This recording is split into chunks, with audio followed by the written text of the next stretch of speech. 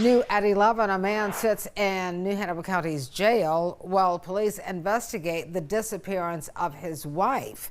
WECT's Ariana Bertolotti looking into this tonight. Ariana, he's in jail for unrelated charges. Yeah, that's right, Fran. Court documents show Danny Osborne is in jail for cyber stalking charges and for violating a protective order.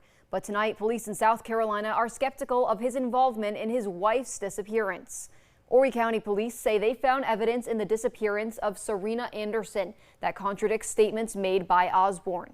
Anderson was reported missing on May 19th, and police say she was last seen with her husband. Osborne told investigators his wife left their home the morning of May 13th.